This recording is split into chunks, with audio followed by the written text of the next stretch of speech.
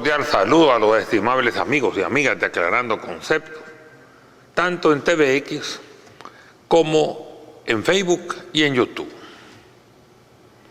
En la colonia, los grupos dominantes eran elitistas, clasistas, racistas y egoístas, y llegaron incluso a considerar que los habitantes originarios de estas tierras, comunidades pacíficas, honestas, humildes e inteligentes, eran animales, así que no tenían derecho a la propiedad y podrían quitárselas. Ladrones, les negaron la tenencia de un alma humana y luego, reconociéndose hasta en 1537, 45 años después, cuando ya la conquista había sido terminada en todas las Américas y las tierras habían cambiado de dueño, sin mediar contrato de compraventa, claro, fueron robadas. En nuestro país el último saqueo de tierras lo constituyó la privatización de los ejidos municipales y tierras comunales, que incluyó hasta los baldíos en 1885, y la explotación y misericordia posterior. A pesar de los recientes subsidios populares en nuestro país, somos el penúltimo país en todas las Américas, incluyendo el Caribe, con el menor desarrollo social y la inversión social que muchos consideran populismo o incluso despilfarro, es la mínima del continente americano. La segunda, si consideramos las islas del Caribe, ya que solo superamos a Haití. Bien se dice que las condiciones de vida de nuestros campesinos ha sido la más dura de todas las Américas, y la masacre de 1932 no tiene parangón en la historia reciente de las Américas. Todavía se oyen los motes coloniales de razas supuestamente inferiores, y digo supuestas, y todavía recientemente se incorporaba el nombre de ladino para identificar a citadinos con mezcla indígena en su sangre. Este término aparecía en las partidas de nacimiento, con el problema adicional que eso iba acompañado de una disminución del estatus social. Ya no puede continuar así. La continuación del Carbonero hace recordar el oficio de los pueblos originarios remanentes que vivieron en las altas montañas huyendo de la conquista. Vengo de las cumbres del volcán, decía la canción. Esto ha dado lugar al mote de bajado, lo que equivale a atrasado. El trabajo duro del bajado tenía que completarse con una canción para vender su carbón a bajo precio. Por eso la canción del Carbonero, que lo traía a cuestas, a puro lomo y ayudado por una cinta al frente. Sí, mi señor. Y detrás de ese dominio histórico agudizado por la marginación y el abandono, bien podemos encontrar la causa del sometimiento de algunos sectores de la población, aunque últimamente están abriendo los ojos. Y también porque Izalco es el centro del inicio de la campaña electoral de Arena. Se pretende decir que ahí se eliminó el levantamiento comunista de 1932. Y yo como historiador insisto, era un movimiento campesino que se levantó por hambre. Los comunistas en ese tiempo eran un movimiento inicial pequeño que les ayudó con panfletos. La prueba está en que estaba prácticamente desarmado. Machetes, palos y piedras contra relucientes ametralladoras recién compradas, disparadas por expertos tiradores contra turbas de indios sedientos de sangre, como decía El Latino, periódico de la derecha en 1932. El Latino desapareció y ahora se imprime el Colatino, manejado por los extrabajadores con una línea consecuente. El Colatino fue quemado una vez por supuestos escuadrones de la muerte, pero reapareció, en parte ayudado por donaciones de Europa y en parte por el esfuerzo y la perseverancia de sus trabajadores. Igual tragedia le pasó al diario La Crónica, de línea de izquierda, pero lo hicieron desaparecer. El trato inhumano de la época colonial se dio en todos los países de América, no solo en El Salvador, incluso peor en otros países, porque eran comunidades originarias más fuertes y más ricas, más enfrentamientos y más oportunidades de pillaje con los invasores. Veamos algunos ejemplos, tan solo. Manco Inca recibió, alojó y protegió a unos seguidores de Diego de Almagro, quienes en agradecimiento hirieron de muerte a su benefactor. Tito Cusi Yupanqui recuerda que en una de las últimas conversaciones que tuvo con su agonizante padre, este le dijo: no consientas que entren en tu tierra, aunque más te conviden con palabras, porque sus palabras melosas me engañaron a mí y harán contigo si les crees. Atahualpa fue hijo del emperador Huayna Cápac. El 15 de noviembre de 1532, Francisco Pizarro concertó una reunión pacífica con él. Atahualpa entró con unos 3.000 hombres, prácticamente desarmados, de la cúpula de los incas en ese momento en el Perú. Pizarro había escondido estratégicamente piezas de artillería, caballería y soldados que en un momento oportuno cargó contra los desconcertados e indefensos indígenas que habían llegado en son de paz. Más tarde le ofreció la libertad y le daba varias veces su peso en oro. Pizarro recibió el oro y aún así lo mató. Otro caso singular fue el de Cuauhtémoc, último Tlatoani azteca. Su nombre proviene del náhuatl, Cuatli, águila, y Temoc, que desciende. Sucedió a su hermano Cuitagloac, que murió por viruela contraída por los españoles, cuando Pedro de Alvarado asesinó a los nobles que había reunido pacíficamente en el Templo Mayor. Los aztecas se sublevaron derrotando a los españoles en el suceso conocido como la Noche Triste. Claro, triste para ellos. Más tarde estos se reagruparon y lucharon durante 75 días tomando Tenochtitlán, usando la inundación de la ciudad que habían conocido cuando fueron pacíficamente invitados a pasar, y se las atendió. Y después también de debilitar a sus pobladores con viruela, gripe mayor y otras enfermedades, incluso adrede, y haciendo prisionero a Cuauhtémoc. Cortés ordenó que lo torturaran para que le revelara en dónde tenía escondido el tesoro de Moctezuma. Todo fue en vano. Cuauhtémoc soportó el cruel tormento. Posteriormente Cortés lo mandó a asesinar. Estos no son casos aislados, sino ejemplos de miles.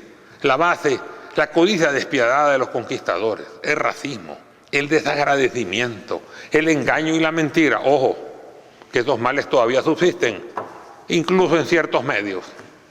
Otros ejemplos: Lempira, asesinado por la espalda cuando se pactaba un acuerdo de paz. El empalamiento de Caupolicán, guerrero araucano chileno. El cacique Rumiñahui, ejecutado por no decir dónde estaba el oro. El aperramiento de 18 caciques nicaragüenses, obligados a una lucha con un palo cada uno contra perros de caza hambrientos. Otros casos: Tupac Amaru, Guaycapuro, Tamanaco, etcétera, etcétera, etcétera. Nunca cumplieron. Ten cuidado cuando oyes y negocias con los que no cumplen. Y debes considerar que la genética se transmite a través de las generaciones, pero se puede dominar con un esfuerzo constante. A pesar de estos tratos extremadamente crueles, son cosas del pasado. El germen de racismo y el clasismo siguen vigentes en nuestra sociedad, siendo excesivamente tolerantes con algunos, la minoría privilegiada, y tremendamente rígidos y exigentes con nosotros, incluso diciendo mentiras, la gran mayoría buscando entre estos a sus chivos expiatorios. Incluso muchas veces a las víctimas se las convierte en victimario, pero se encuentra un justificativo: nacieron para servir, para sufrir o para ser esclavos. Y ahora que la esclavitud ha sido nominalmente suprimida, para ser dominados y sometidos, que en la práctica sigue siendo casi lo mismo, o incluso lo mismo, o incluso peor. Aunque ahora con el actual gobierno las cosas han cambiado un poco, falta mucho todavía. De nuestros ancestros se deriva nuestro impulso genético, que determina el carácter, la personalidad y el comportamiento. Los dominantes eran los conquistadores, y luego sus descendientes, los criollos. La persecución histórica de los grupos dominantes contra los pueblos originarios, los nativos y los de raza negra o mulata que vinieron para el cultivo del añil, y de todas sus mezclas, incluyendo cualquier porcentaje de sangre española, que al no ser pura se impurificaba en general, y se consideraban como razas inferiores, aunque fueran 80% españoles, por ejemplo, y en general contra todo aquello que no fuera europeo puro o descendiente de ellos. También se aplicó a los palestinos y chinos que vinieron después. Que no se les olvide, en nuestro país, a pesar que el coloniaje fue menos cruel, el maltrato posterior se agudizó más. La expropiación de las tierras remanentes en 1885 por un presidente civil que lo llevó al hambre, al abandono y a la marginación, se completó con la masacre campesina en 1932, que fue un triunfo contra el comunismo según la derecha. Nada que ver. Algunos lo hacen por ignorancia o influidos por la desinformación, pero otros con evidente crueldad, sin signos de compasión ante la muerte de los contrarios, sobre todo siendo pueblos originarios o sus mezclas. Así habían actuado sus ancestros los conquistadores. No es nada de extrañarse. Aunque la mayoría de ataques provienen siempre de los partidos de derecha, ahora comandados por Arena, quiero aclarar que no me refiero a todos sus miembros.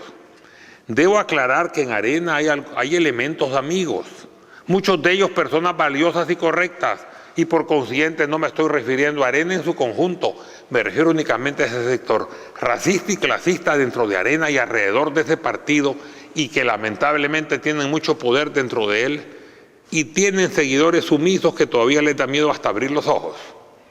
Arena también está representando su papel en los años que le toca representar a la derecha, el tiempo actual, y parte de la cual pertenece a este grupo, pero han habido antes grupos representativos diferentes, el viejo PCN, el PRUD y Propatria, para ir solo hasta Maximiliano Hernández Martínez, quien en 1932, después de masacrar campesinos, indios y mestizos, respondones, e incluso después del levantamiento, asesinó a elementos pacíficos desarmados que habían llegado a las plazas a buscar su carnet de la seguridad que les permitiría no ser perseguidos.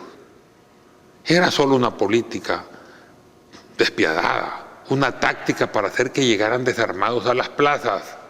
Fueron barridos por las ametralladoras que habían sido colocadas alrededor de las plazas donde habían sido convocados. Lo peor fue en Sonsonate, en todos sus municipios y en Aguachapán. Muertos a mansalva. Esto no se dio en ninguno de los países independientes en América. Luego se dio el decreto de no permitir nuevos ingresos de negros, chinos y árabes. Por tratarse de razas perniciosas, el plan de dominación se mantenía y se eliminaba la competencia no deseada. Muchos dicen que Hernández Martínez era militar. Siempre los militares son el chivo expiatorio de la derecha civil, pero no es realmente cierto, aunque fuera militar. Las órdenes venían desde arriba, al menos en 1932. El racismo no proviene de los militares, que son en su mayoría de extracción mestiza, sino del grupo dominante civil adscrito a ellos, y que en 1932 dominaba la acción política y militar y que financiaron el golpe de Estado de Hernández Martínez. La causa fue básicamente suspender la devolución de tierras a las comunidades indígenas y mestizas, que el presidente Araujo, aún siendo criollo, prometió entregar. Y también el plan era destituir al presidente Araujo y acabarse a los revoltosos y a los sospechosos de serlo. No los acabaron a todos, porque a los demás los necesitaban para ser gobernados y trabajar en las áreas más duras. Y a chinos y árabes no los expulsaron, porque los necesitaban ya que ellos trabajaban y eran necesarios, y mantenían el comercio y buena parte de la industria activos, pero ninguno más porque le tenían miedo a la competencia. Los que ya estaban adentro los dejaron, pero controlados y con leyes especiales en su contra. Muchos chinos se fueron, pero los árabes palestinos se quedaron, con ese carácter vibrante, impulsivo y trabajador que no los detiene ante nada, ni ante los hombres, ni ante las inclemencias del tiempo, como lo definió el gran Gabriel García Márquez en su célebre obra 100 años de soledad, Macondo. Analizando la causa resumida de la masacre de 1932, podemos afirmar que en 1885, con la expropiación de las tierras comunales, hubo protesta de los grupos campesinos, pero como había trabajo, la situación era negativa, pero no desesperante. Pero en 1929, a la crisis nacional se le unió la Gran Depresión Mundial, y los campesinos de extracción indígena o mestiza se quedaron sin trabajo, sin dinero y sin tierras comunales, pero con hambre, y se levantaron violentamente. El presidente Arturo Araujo le ofreció devolverlas en 1932. En diciembre de 1931, para evitarlo, el golpe de Estado de Hernández Martínez, en enero de 1932, tan solo un mes después empezó a masacrar campesinos. El levantamiento era de esperarse, y la masacre fue fríamente calculada. Hasta se compraron nuevas ametralladoras, relucientes. Hernández Martínez, después del golpe, anuló la oferta de devolver las tierras por el presidente Araujo ya derrocado y anunció que eso quedaba sin efecto. El levantamiento empezó y la masacre fue la respuesta. Luego, Hernández Martínez se convirtió en una dictadura militar asociada con el poder civil, y los militares tomaron el control del gobierno hasta 1979, con el derrocamiento del general Romero. Posteriormente vino la guerra que empezó en los 80. Arreció en la llegada de Cristiani en 1989 y se realizó una tregua. Luego los acuerdos de paz el 16 de enero de 1992. Lo demás es historia reciente. Al FMLN le fue permitido participar y finalmente en el 2009 tomó el poder con el presidente Mauricio Funes el 1 de junio del 2009. Nuevamente el FMLN llevando como candidato al profesor Salvador Sánchez Serén y al licenciado Óscar Ortiz, ganando la primera vuelta con un 49% aproximadamente y necesitando realizar una segunda ya que se debe obtener un 50% mínimo. Arena sobrevivió a esta primera elección, pero por poco recibe un nocaut técnico en el primer round. Podemos decir que le salvó la campana. En el segundo round, con el abandono de Gana, sin el apoyo de Saca y el cambio del discurso electoral, Arena perdió por poco margen, pero perdió. El problema de Arena es su dirigencia y la cúpula financiera que manda tras bastidores y que incluso, aunque vean que Arena va en retroceso, se aferran a mandar. Y la mayoría de esa cúpula no quiere cambiar. Cambiaron, eso sí, con la muerte de su jefe histórico, quien ha sido realmente el único líder de Arena, el mayor Davizón. Aprovechando su muerte, Cristiani tomó el poder. Por un tiempo escondido, en estas elecciones Cristiani vuelve a la batalla pública, arriba de la Comisión Política y del COENA como coordinador general del partido. Se profundiza el mercantilismo cuando Arena anuncia el cambio interno, una clara contradicción. La época del cambio en nuestro país ha llegado. Que el país ya no sea la finca de algunos apoyados por colonos sumisos, sino que sea el país de todos, donde todos marchemos juntos hacia un ideal común, donde no haya dominantes ni dominados, ni enemigos ni contrarios, donde todos seamos uno, yendo convergentes hacia el desarrollo nacional. La derecha, llámese Arena, o si se cambia de nombre, tiene que cambiar también y que presente su ideología, sus planes y sus ideales de derecha. Ahí la volveremos a tomar seriamente.